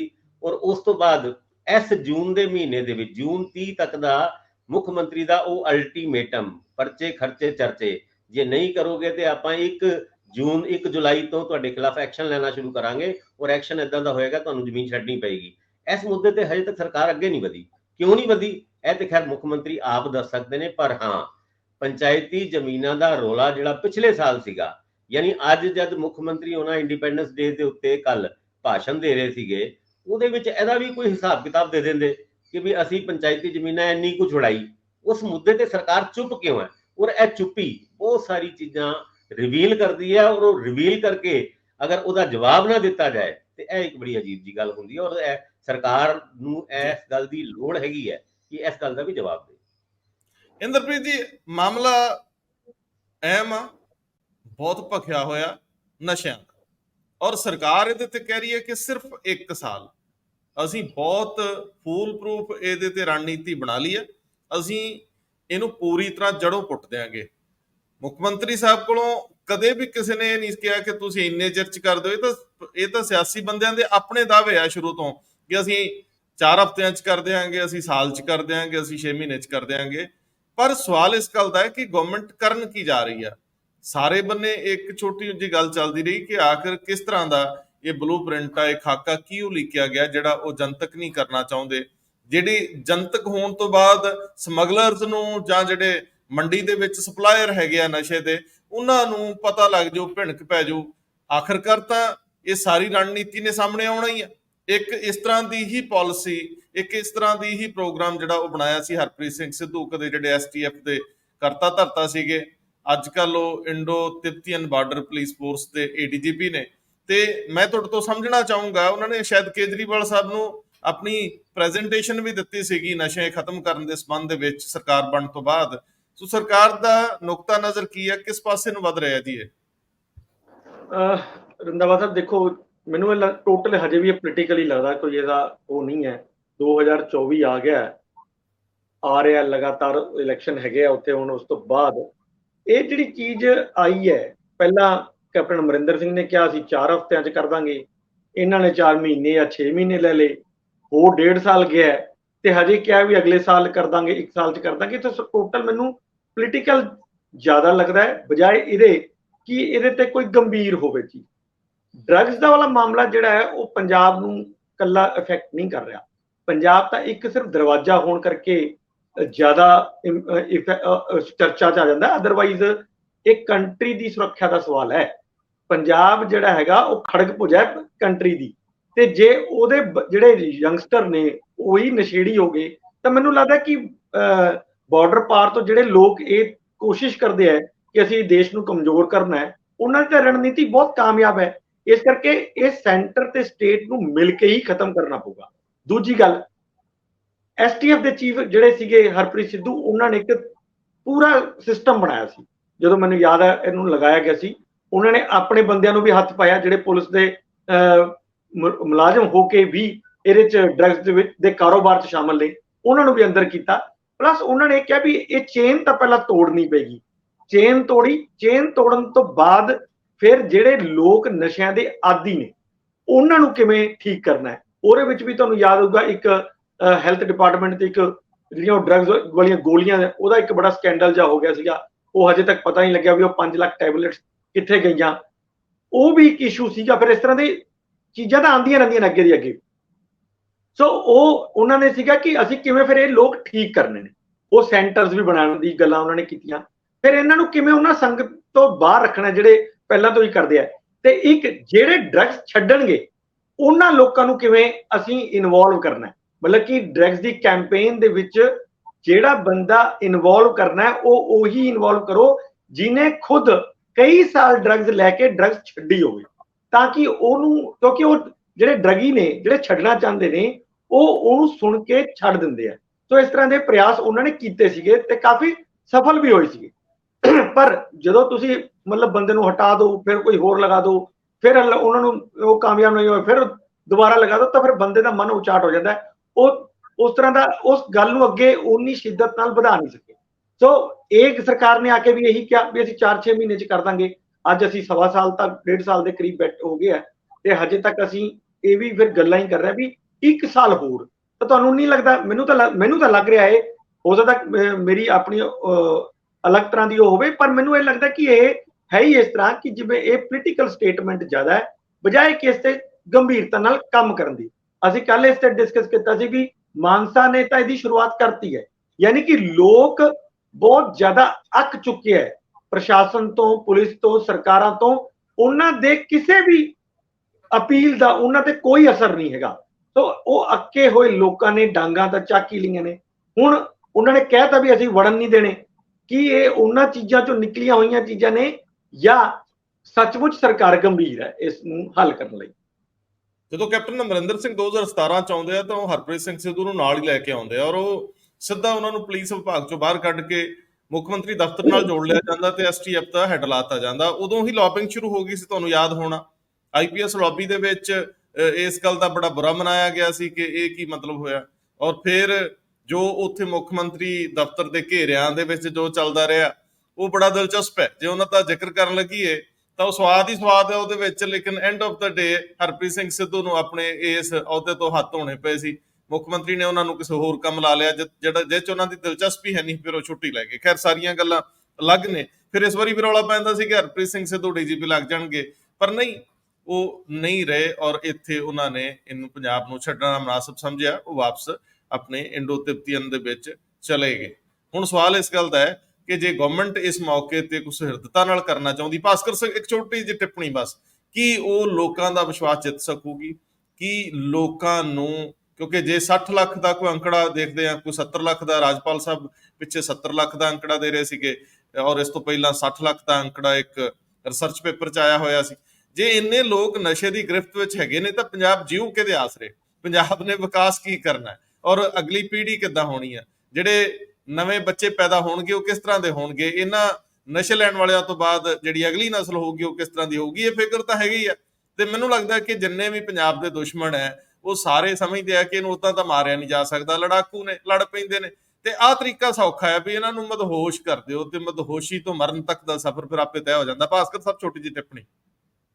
ਕੱਲ ਜਦ ਮੁੱਖ ਮੰਤਰੀ ਪਟਿਆਲੇ ਦੇ ਵਿੱਚ 15 ਅਗਸਤ ਦੇ ਉਪਲਕਸ਼ ਦੇ ਵਿੱਚ ਜਿਹੜਾ ਆਪਣਾ ਭਾਸ਼ਣ ਦੇ ਰਹੇ ਸੀ, ਉਹਦੇ ਵਿੱਚ ਸਭ ਤੋਂ ਇੰਪੋਰਟੈਂਟ ਗੱਲ ਉਹਨਾਂ ਨੇ ਇਹੀ ਕਹੀ ਕਿ 1 ਸਾਲ ਦੇ ਦਿਓ, ਅਗਲੇ 15 ਅਗਸਤ ਤੱਕ ਪੰਜਾਬ ਡਰੱਗ ਫ੍ਰੀ ਹੋਊਗਾ। ਹੁਣ ਇਹਦੇ ਉੱਤੇ ਇੰਦਰਪ੍ਰੀਤ ਉਹਨਾਂ ਨੇ ਵੀ ਕਿਹਾ ਕਿ ਪੋਲੀਟੀਕਲ ਸਟੇਟਮੈਂਟ ਹੈਗੀ ਹੈ, ਲੱਗਦੀ ਪੋਲੀਟੀਕਲ ਸਟੇਟਮੈਂਟ ਹੀ ਹੈ। ਉਹਦਾ ਕਾਰਨ ਹੈ ਕਿ ਦੂਜੇ ਪਾਸੇ ਹੁਣ ਆਪੋਜੀਸ਼ਨ ਪਾਰਟੀ, ਖਾਸ ਕਰਕੇ ਕੇਂਦਰ ਦੇ ਵਿੱਚ ਸੱਤਾ ਵਾਲੀ ਬੀਜੇਪੀ, ਉਹਨਾਂ ਨੇ ਔਰ ਉਹਨਾਂ ਦੇ ਗ੍ਰਹਿ ਮੰਤਰੀ ਅਮਿਤ ਸ਼ਾਹ, ਉਹਨਾਂ ਨੇ 3 ਤੋਂ ਵੱਧ ਵਾਰ ਇਹ ਪਲਾਨ ਬਣਾਇਆ ਹੈ ਕਿ ਪੰਜਾਬ ਦੇ ਵਿੱਚ ਇੱਕ ਡਰੱਗ ਦੇ ਮੁੱਦੇ ਦੇ ਉੱਤੇ ਨਸ਼ਾ ਮੁਕਤੀ ਯਾਤਰਾ ਕੱਢਾਂਗੇ ਔਰ ਆਉਣ ਵਾਲੇ 2024 ਦੇ ਇਲੈਕਸ਼ਨ ਦੇ ਵਿੱਚ ਜਾਂ ਉਸ ਤੋਂ ਬਾਅਦ ਵੀ ਪੰਜਾਬ ਦੇ ਵਿੱਚ ਫੈਲਿਆ ਹੋਇਆ ਨਸ਼ਾ ਇੱਕ ਇਲੈਕਸ਼ਨ ਦਾ ਮੁੱਦਾ ਹੋਏਗਾ, ਜਿਹੜਾ 2017 ਤੋਂ ਪਹਿਲੇ ਵੀ ਹੁੰਦਾ ਸੀਗਾ। ਤੁਸੀਂ ਬਿਲਕੁਲ ਠੀਕ ਕਿਹਾ ਕਿ ਕੈਪਟਨ ਅਮਰਿੰਦਰ ਸਿੰਘ ਉਹਨਾਂ ਨੇ ਗੁਟਕਾ ਸਾਹਿਬ ਹੱਥ 'ਚ ਰੱਖ ਕੇ ਜਿਹੜੀ ਸਹੁੰ ਚੱਕੀ ਸੀਗੀ, ਉਸ ਸਹੁੰ ਦਾ ਅਸਰ ਇੰਨਾ ਕੁ ਹੋਇਆ ਕਿ 4 ਹਫ਼ਤਿਆਂ ਦੇ ਵਿੱਚ ਨਸ਼ਾ ਮੁਕਤ ਕਰਨ ਵਾਲਾ ਜਿਹੜਾ ਪਲਾਨ ਸੀਗਾ, ਜਿਹੜਾ ਵਾਅਦਾ ਸੀਗਾ, ਉਸ ਮੁੱਦੇ ਦੇ ਉੱਤੇ ਲੋਕਾਂ ਨੇ ਬੜੇ ਵਧੀਆ ਤਰੀਕੇ ਨਾਲ ਕਾਂਗਰਸ ਨੂੰ ਰਿਸਪੌਂਸ ਦਿੱਤਾ। ਹੁਣ ਇਸ ਮੁੱਦੇ ਦੇ ਉੱਤੇ ਸਰਕਾਰ ਵੱਧਦੀ ਕਿੱਦਾਂ ਹੈ? 1.5 ਸਾਲ ਹੋ ਗਿਆ। 1.5 ਸਾਲ ਪਹਿਲੇ ਵੀ ਕੇਜਰੀਵਾਲ ਸਾਹਿਬ ਨੇ ਹੀ ਇਲੈਕਸ਼ਨ ਕੈਂਪੇਨ ਦੇ ਵਿੱਚ ਵਾਅਦਾ ਕੀਤਾ ਸੀ 6 ਮਹੀਨੇ ਦੇ ਵਿੱਚ ਨਸ਼ਾ ਅਸੀਂ ਦੂਰ ਕਰ ਦਾਂਗੇ, ਪੰਜਾਬ ਦੇ ਵਿੱਚੋਂ ਨਸ਼ਾ ਖਤਮ ਕਰ ਦਾਂਗੇ। ਔਰ 1.5 ਸਾਲ ਬਾਅਦ ਜੇ ਮੁੱਖ ਮੰਤਰੀ ਇਹ ਗੱਲ ਕਹਿ ਰਹੇ ਹੈ ਕਿ 1 ਸਾਲ ਹੋਰ ਦੇ ਦਿਓ, ਮੇਰੇ ਕੋਲ ਪਲਾਨ ਰੈਡੀ ਆ, ਉਸ ਪਲਾਨ ਨੂੰ ਬਹੁਤਾ ਦੱਸਿਆ ਨਹੀਂ ਉਹਨਾਂ ਨੇ, ਪਰ ਉਹ ਪਲਾਨ ਕੀ ਹੈ ਉਹ ਵੀ ਖਾਸ ਕਰਕੇ ਮਾਨਸਾ ਦੇ ਉਸ ਇਨਸੀਡੈਂਟ ਤੋਂ ਬਾਅਦ ਜਦ ਲੋਕਾਂ ਨੇ, ਕਿਸਾਨ ਯੂਨੀਅਨ ਨੇ ਆਪਣੇ ਹੱਥ 'ਚ ਇਸ ਲੜਾਈ ਨੂੰ ਲੈਣ ਦਾ ਫੈਸਲਾ ਕਰ ਰਿਹਾ ਹੈ। ਹੁਣ ਇਹ ਇੱਕ ਤਰੀਕੇ ਨਾਲ ਇਸ ਲੜਾਈ ਨੂੰ ਅੰਜਾਮ ਤੱਕ ਲੈ ਕੇ ਜਾਣਾ ਸੂਬੇ ਦੇ ਵਾਸਤੇ ਬਹੁਤ ਜ਼ਰੂਰੀ ਹੈ, ਭਾਵੇਂ ਇਹ ਪੋਲੀਟੀਕਲ ਸਟੇਟਮੈਂਟ ਹੀ ਹੋਏ, ਪਰ ਇਸ ਪੋਲੀਟੀਕਲ ਸਟੇਟਮੈਂਟ ਨੂੰ ਵੀ ਇੱਕ ਫੈਕਟਫੁਲ ਸਟੇਟਮੈਂਟ ਔਰ ਆਪਣੇ ਆਪ ਵਿੱਚ ਇੱਕ ਪਲੈਜ ਜਾਂ ਇੱਕ ਵਾਅਦੇ ਜਾਂ ਇੱਕ ਸਹੁੰ ਦੇ ਤਰੀਕੇ ਨਾਲ ਆਪਾਂ ਦੇਖੀਏ ਤੇ ਵਧੀਆ ਹੋਏਗਾ। ਭਾਸਕਰ ਸਾਹਿਬ ਆਖਰੀ ਗੱਲ ਵੀ ਨਾਲ ਹੀ ਕਰ ਦਿਓ। ਪ੍ਰਧਾਨ ਮੰਤਰੀ ਜਦੋਂ ਕੁਝ ਕਹਿੰਦੇ ਨੇ ਤਾਂ ਉਹਦੇ ਅਰਥ ਹੁੰਦੇ, ਉਹ ਅੱਜ ਸਮਝ ਨਾ ਆਉਣ ਭਾਵੇਂ ਕੱਲ ਸਮਝ ਆਉਣ, ਲੇਕਿਨ ਉਹਨਾਂ ਕੋਲ ਵੀ ਇੱਕ ਅਗਲਾ ਪਲਾਨ ਹੁੰਦਾ ਹੈ। ਉਹਨਾਂ ਨੇ ਵੀ ਜੋ ਸੋਚਿਆ ਹੁੰਦਾ ਉਹਨੂੰ ਫਿਰ ਸਿਰੇ ਚੜ੍ਹਨਾ ਹੁੰਦਾ। ਜ਼ਰੂਰ ਦੱਸਿਓ। ਇੱਕ ਤਾਂ 9 ਸਾਲ ਬੀਤ ਗਿਆ, ਇਹ ਆਖਰੀ ਭਾਸ਼ਣ ਸੀ ਉਹਨਾਂ ਦਾ, ਇਹ ਦੂਜੀ ਟਰਮ ਦਾ। ਮੈਨੂੰ ਲੱਗਦਾ ਉਹ ਤੀਜੀ ਟਰਮ ਲਈ ਅਨਾਉਂਸਮੈਂਟ ਕਰ ਗਿਆ ਕਿ ਮੈਂ ਆ ਰਿਹਾ ਤੇ ਆਣ ਕੇ ਮੈਂ ਕੀ ਕਰਨ ਵਾਲਾ। ਸੋ ਇੱਕ ਸਾਂਝ ਪਵਾ ਦਿਓ ਪੰਛੀ ਝਾਤ। ਪ੍ਰਧਾਨ ਮੰਤਰੀ 10ਵੀਂ ਵਾਰ ਲਾਲ ਕਿਲੇ ਤੋਂ ਆਪਣਾ ਭਾਸ਼ਣ ਦੇ ਰਹੇ ਸੀ ਔਰ ਕੱਲ ਦੇ ਭਾਸ਼ਣ ਦੇ ਵਿੱਚ, ਜਿਸ ਤਰ੍ਹਾਂ ਪਿਛਲੀ ਵਾਰ ਜਿਹੜਾ ਉਹਨਾਂ ਦਾ ਭਾਸ਼ਣ ਸੀਗਾ ਉਹਦੇ ਵਿੱਚ 2047 ਦੇ ਵਿੱਚ ਭਾਰਤ ਨੂੰ ਇੱਕ ਵਿਕਸਿਤ ਦੇਸ਼ ਬਣਾਉਣ ਦੀ ਗੱਲ ਕੀਤੀ ਸੀ ਔਰ ਗੁਲਾਮੀ ਦੇ ਸਾਰੇ ਉਹ ਚਿੰਨ੍ਹ ਮਿਟਾਉਣ ਦੀ ਗੱਲ ਕੀਤੀ ਸੀ। ਐਤਕੀ ਉਹਨਾਂ ਨੇ 3 ਗਰੰਟੀਆਂ ਭਾਰਤ ਵਾਸੀਆਂ ਨੂੰ ਦਿੱਤੀ ਕਿ ਵੀ ਤੁਹਾਨੂੰ ਆਪਾਂ ਇਸ ਅਗਲੇ ਸਾਲ, ਯਾਨੀ ਪਹਿਲੇ ਤੇ ਉਹਨਾਂ ਨੇ ਇਹ ਕਿਹਾ ਕਿ 2024 में भी झंडा मैं ही फहराऊंगा। ਹੁਣ ਉਹ ਝੰਡਾ ਕਿੱਥੇ ਫਹਿਰਾਉਣਗੇ? ਇਹਦੀ ਗੱਲ ਖੜਗੇ ਸਾਹਿਬ ਵੀ ਕਰਦੇ ਨੇ। ਖੜਗੇ ਸਾਹਿਬ ਕਹਿੰਦੇ ਨੇ ਕਿ ਇਹਦੇ ਵਿੱਚ ਅਹੰਕਾਰ ਨਜ਼ਰ ਆਉਂਦਾ ਹੈ ਔਰ ਪ੍ਰਧਾਨ ਮੰਤਰੀ ਇਹ ਗੱਲ ਕਹਿਣਾ ਭੁੱਲ ਗਏ ਕਿ ਉਹ ਆਪਣੇ ਘਰ ਦੇ ਵਿੱਚ ਹੀ 2024 ਦੇ ਵਿੱਚ ਝੰਡਾ ਫਹਿਰਾਣਗੇ। ਪਰ 3 ਗਰੰਟੀਆਂ ਦੀ ਜਿਹੜੀ ਗੱਲ ਕੀਤੀ ਹੈ, ਇੱਕ ਉਹਨਾਂ ਨੇ ਇੱਕ ਗਰੰਟੀ ਦਿੱਤੀ ਹੈ ਕਿ ਭਾਰਤ ਨੂੰ ਇੱਕ ਸਭ ਤੋਂ ਮਜ਼ਬੂਤ, ਯਾਨੀ ਸਭ ਤੋਂ ਮਜ਼ਬੂਤ ਨਹੀਂ, 3 ਵੱਡੀ ਮਜ਼ਬੂਤ ਅਰਥ ਵਿਵਸਥਾਵਾਂ ਦੇ ਵਿੱਚ ਸਾਡਾ ਭਾਰਤ ਦੇਸ਼ ਸ਼ਾਮਿਲ ਹੋਏਗਾ। ਬੜੀ ਵਧੀਆ ਗੱਲ ਹੈਗੀ ਔਰ ਉਮੀਦ ਕਰਦੇ ਹਾਂ ਕਿ ਹੋ ਵੀ ਜਾਏ। ਦੂਜੀ, ਉਹਨਾਂ ਨੇ ਆਮ ਲੋਕਾਂ ਨਾਲ, ਮਿਡਲ ਮੈਨ ਨਾਲ ਇੱਕ ਵਾਅਦਾ ਕੀਤਾ ਹੈ ਕਿ ਤੁਹਾਨੂੰ ਸਸਤੀ ਦਰਾਂ ਦੇ ਵਿੱਚ, ਸਸਤੇ ਵਿਆਜ ਦੇ ਵਿੱਚ ਘਰ ਦਿੱਤਾ ਜਾਏਗਾ ਔਰ ਲੋਨ ਦਿੱਤਾ ਜਾਏਗਾ ਜਿਨ੍ਹਾਂ ਕੋਲ ਆਪਣਾ ਘਰ ਨਹੀਂ ਹੈਗਾ। ਔਰ ਤੀਜੀ ਗੱਲ, ਜਿਹੜੇ 25,000 ਜਨ ਔਸ਼ਧੀ ਸੈਂਟਰ ਖੋਲੇ ਜਾਣਗੇ। ਯਾਨੀ ਮੁੱਖ ਰੂਪ ਨਾਲ 3 ਗਰੰਟੀਆਂ ਉਹਨਾਂ ਨੇ ਭਾਰਤ ਵਾਸੀਆਂ ਨੂੰ ਦਿੱਤੀ ਹੈ। ਪਰ ਪਿਛਲੀ ਦਿੱਤੀ ਹੋਈ ਗਰੰਟੀਆਂ ਦੀ ਗੱਲ ਵੀ ਨਾਲ ਦੇ ਨਾਲ ਹੋਈ ਹੈ। ਯਾਨੀ ਤੁਹਾਨੂੰ ਯਾਦ ਹੋਏਗਾ ਜਦ ਕਿਸਾਨਾਂ ਦੇ ਇਨਕਮ ਨੂੰ ਡਬਲ ਕਰਨ ਦੀ ਗੱਲ ਲਾਲ ਕਿਲੇ ਤੋਂ ਪ੍ਰਧਾਨ ਮੰਤਰੀ ਨੇ ਕੀਤੀ ਸੀ ਔਰ ਕਿਹਾ ਸੀ ਕਿ 2022 ਤੱਕ ਕਿਸਾਨਾਂ ਦੀ ਇਨਕਮ ਡਬਲ ਹੋ ਜਾਏਗੀ। ਹੁਣ ਡਬਲ ਹੋਈ ਕਿ ਨਹੀਂ ਹੋਈ, ਤੁਸੀਂ ਆਪ ਅੰਦਾਜ਼ਾ ਲਾ ਸਕਦੇ ਹੋ। ਔਰ ਉਸ ਵਾਅਦੇ ਨੂੰ ਦੁਹਰਾਣਾ ਵੀ ਨਹੀਂ, ਇਹ ਵੀ ਇੱਕ ਬੜੀ ਅਜੀਬ ਜੀ ਗੱਲ ਹੈਗੀ ਹੈ। ਔਰ ਕਿਸਾਨ ਜਿਹੜਾ ਸਾਲ ਤੋਂ ਵੱਧ ਤੱਕ ਸੜਕਾਂ ਤੇ ਬੈਠਾ ਰਿਹਾ ਉਹਨਾਂ 3 ਕਾਨੂੰਨਾਂ ਦੇ ਖਿਲਾਫ, ਉਹ ਅੱਜ ਆਪਣੀ ਇਨਕਮ ਡਬਲ ਹੋਣ ਦਾ ਇੰਤਜ਼ਾਰ ਕਰ ਰਿਹਾ, ਪਤਾ ਨਹੀਂ ਕਦੋਂ ਹੋਏਗੀ। ਉਹਨਾਂ ਨੇ ਯੂਰੀਆ ਦੀ ਗੱਲ ਆਪਣੇ ਭਾਸ਼ਣ ਦੇ ਵਿੱਚ ਜ਼ਰੂਰ ਕੀਤੀ ਕਿ ਨੈਨੋ ਯੂਰੀਆ ਦੇ ਅਸੀਂ ਕਈ ਪਲਾਂਟ ਲਾ ਰਹੇ ਹਾਂ ਜਾਂ ਨੈਨੋ ਯੂਰੀਆ ਦਾ ਯੁੱਗ ਆਏਗਾ, ਜਿਹਦੇ ਨਾਲ ਫਰਟੀਲਾਈਜ਼ਰ ਸਸਤਾ ਹੋਏਗਾ। ਪਰ ਕਿਸਾਨਾਂ ਦੀ ਇਨਕਮ ਡਬਲ ਵਾਲੀ ਗੱਲ ਕੱਲ ਤੱਕ ਤੇ ਨਹੀਂ ਸਾਹਮਣੇ ਆਈ। ਦੂਸਰੀ ਗੱਲ, ਉਹਨਾਂ ਨੇ ਹਰ ਘਰ ਨੂੰ, ਹਰ ਵਿਅਕਤੀ ਨੂੰ ਘਰ ਦੇਣ ਦੀ ਗੱਲ ਪਹਿਲੇ ਵੀ ਕੀਤੀ ਸੀਗੀ, ਪਰ ਹਜੇ ਕਿਸੇ ਵੀ ਇਸ ਤਰ੍ਹਾਂ ਦੀ ਸਿਚੁਏਸ਼ਨ ਨੂੰ ਜਾਂ ਇਸ ਤਰ੍ਹਾਂ ਦੇ ਵਾਅਦੇ ਨੂੰ ਉਹ ਪੂਰਾ ਕਰਨ ਦੇ ਵਿੱਚ ਫਿਲਹਾਲ ਤੱਕ ਤੇ ਅਸਫਲ ਰਹੇ ਨੇ। ਪਰ ਹੁਣ ਸਸਤੇ ਦਰਾਂ ਦੇ ਵਿੱਚ ਵਿਆਜ ਦੇ ਕੇ, ਲੋਨ ਦੇ ਕੇ ਇਹਨਾਂ ਘਰਾਂ ਨੂੰ ਕੰਪਲੀਟ ਕਰਨ ਦੀ ਗੱਲ ਕੀਤੀ ਹੈ। ਔਰ ਹੁਣ ਆਉਣ ਵਾਲੇ 2024 ਦੇ ਵਿੱਚ ਮੁੱਦੇ ਕੀ ਹੋਣਗੇ ਤੁਸੀਂ ਦੇਖੋ। ਕੇਜਰੀਵਾਲ ਉਹਨਾਂ ਵੀ ਦਿੱਲੀ ਦੇ ਵਿੱਚ ਸੁਤੰਤਰਤਾ ਜਿਹੜਾ 15 ਅਗਸਤ ਦੇ ਉਪਲਕਸ਼ 'ਚ ਭਾਸ਼ਣ ਦੇ ਰਹੇ ਸੀ, ਉਹ ਗੱਲ ਕਰ ਰਹੇ ਸੀ ਮਨੀਪੁਰ ਦੀ, ਉਹ ਗੱਲ ਕਰ ਰਹੇ ਸੀ ਹਰਿਆਣਾ ਦੀ, ਉਹ ਗੱਲ ਕਰ ਰਹੇ ਸੀ ਉਸ ਦਿੱਲੀ ਸਰਵਿਸਿਜ਼ ਬਿੱਲ ਦੀ ਜਾਂ ਐਕਟ ਬਣਨ ਜਾ ਰਿਹਾ ਜਿਹੜਾ ਕਿ ਬਣ ਹੀ ਗਿਆ। ਹੁਣ ਤੇ ਰਾਸ਼ਟਰਪਤੀ ਨੇ ਵੀ ਮਨਜ਼ੂਰੀ ਦਿੱਤੀ, ਲੇਕਿਨ ਉਸ ਐਕਟ ਦਾ ਦਰਦ ਕੇਜਰੀਵਾਲ ਉਹਨਾਂ ਦੇ ਮਨ 'ਚ, ਪ੍ਰਧਾਨ ਮੰਤਰੀ ਦਾ ਹੈ ਵਾਅਦਾ, ਕੌਨਫੀਡੈਂਸ, ਜਿਹਨੂੰ ਵਿਰੋਧੀ ਪਾਰਟੀਆਂ ਓਵਰ ਕੌਨਫੀਡੈਂਸ ਕਹਿ ਰਹੀ ਹੈ ਕਿ ਅਗਲੀ ਵਾਰ ਵੀ ਲਾਲ ਕਿਲੇ ਤੋਂ ਝੰਡਾ ਮੈਂ ਹੀ ਫਹਿਰਾਊਂਗਾ। ਔਰ ਦੂਜੇ ਪਾਸੇ ਮਾਨ ਸਰਕਾਰ ਯਾਨੀ ਭਗਵੰਤ ਮਾਨ ਉਹਨਾਂ ਦਾ ਅਗਲੇ ਸਾਲ 15 ਅਗਸਤ ਤੱਕ ਪੰਜਾਬ ਨੂੰ ਡਰੱਗ ਫ੍ਰੀ ਕਰਨ ਦਾ ਵਾਅਦਾ। ਇਹਨਾਂ ਸਾਰਿਆਂ ਚੀਜ਼ਾਂ ਨੂੰ ਲਿੰਕ ਕਰਿਓ ਤੇ 2024 ਤੁਹਾਨੂੰ ਆਪੇ ਯਾਦ ਆ ਜਾਊਗਾ। ਜੀ ਇੰਦਰਪ੍ਰੀਤ ਜੀ। ਮੈਂ ਤਾਂ ਸਿਰਫ ਇੱਕੋ ਹੀ ਗੱਲ ਕਰਨੀ ਹੈ, ਜ਼ਿਆਦਾ ਇਸ 'ਚ ਨਹੀਂ ਸਾਰੀਆਂ ਗੱਲਾਂ ਤਾਂ ਭਾਸਕਰ ਸਾਹਿਬ ਨੇ ਕਰਤੀਆਂ। ਮੈਂ ਤਾਂ ਸਿਰਫ ਇਹ ਪੁੱਛਣਾ ਚਾਹੁੰਦਾ ਸੀ ਵੀ ਜਿਹੜੇ ਪ੍ਰਧਾਨ ਮੰਤਰੀ ਸਤਰ ਤੱਕ ਦੇ ਨੇਤਾ ਨੇ ਜਾਂ ਮੁੱਖ ਮੰਤਰੀ ਸਤਰ ਦੇ ਜਿਹੜੇ ਨੇਤਾ ਨੇ, ਉਹਨਾਂ ਨੂੰ ਗਰੰਟੀ ਕਿਉਂ ਦੇਣੀ ਪੈਂਦੀ ਹੈ? ਕਿ ਉਹਨਾਂ ਦੀ ਕਹੀ ਹੋਈ ਗੱਲ ਹੀ ਗਰੰਟੀ ਨਹੀਂ ਹੈਗੀ? ਬਸ ਮੇਰਾ ਤਾਂ ਇਹੀ ਸਵਾਲ ਸੀ, ਬਸ ਮੈਂ ਇੰਨਾ ਕੀ ਕਹਿਣਾ ਸੀ। ਦੱਸੋ, ਕਮਾਲ ਕਰਦੇ ਹੋ। ਸਾਡੇ ਦੇਸ਼ ਦੇ ਲੋਕਾਂ ਨੂੰ ਆਦਤ ਪੈ ਗਈ ਆ ਕਿ ਕੋਈ ਗੱਲ ਜ਼ੋਰ ਦੇ ਕੇ ਕਹੋ, ਗਰੰਟੀ ਦੇ ਰੂਪ 'ਚ ਸਹੁੰ ਖਾ ਕੇ ਕਹੋ, ਫਿਰ ਮੰਨਣਗੇ। ਉਹਨਾਂ ਨੂੰ ਪਤਾ ਤਾਂ ਸਹੁੰਆਂ ਖਾ ਕੇ ਵੀ ਟਿਕਾਣੇ ਤੇ ਨਹੀਂ ਰਹਿੰਦੇ, ਪੈਰ ਛੱਡ ਜਾਂਦੇ ਆ। ਖੈਰ 24 ਤੋਂ ਪਹਿਲਾਂ ਪੂਰੀ ਤਰ੍ਹਾਂ ਮੰਚ ਤੇ ਮੈਦਾਨ ਤਿਆਰ ਆ। ਹੁਣ ਵੇਖਣ ਵਾਲੀ ਗੱਲ ਇਹ ਹੋਊਗੀ ਕਿ ਕਿਹੜਾ ਪਹਿਲਵਾਨ ਕਿਹਨੂੰ ਢਾਉਣ ਦੇ ਸਮਰੱਥ ਹੁੰਦਾ ਹੈ। ਪਰ ਲੜਾਈ ਬਹੁਤ ਹੀ ਭਾਰੀ ਆ ਤੇ ਔਖੀ ਆ। ਰੱਬ ਖੈਰ ਸੁੱਖ ਰੱਖੇ, ਇਹਦੇ ਵਿੱਚੋਂ ਕੋਈ ਸੰਪਰਦਾਇਕ ਮਾਮਲੇ ਨਾ ਉੱਠ ਖੜਨ, ਇਹਦੇ ਵਿੱਚ ਕੋਈ ਇੱਕ ਦੂਜੇ ਨਾਲ ਲੜੇ ਨਾ, ਔਰ ਕੋਈ ਸਿਆਸੀ ਚਾਲ ਵੰਡਣ ਬਣਾਉਣ ਵਾਲੇ ਪਾਸੇ ਨਾ ਤੁਰ ਪਏ। ਸੋ ਮੈਨੂੰ ਲੱਗਦਾ ਹੈ ਕਿ ਆਪਾਂ ਹੁਣ ਬੰਦ ਹੀ ਕਰੀਏ। ਮਿਹਰਬਾਨੀ। ਧੰਨਵਾਦ ਜੀ।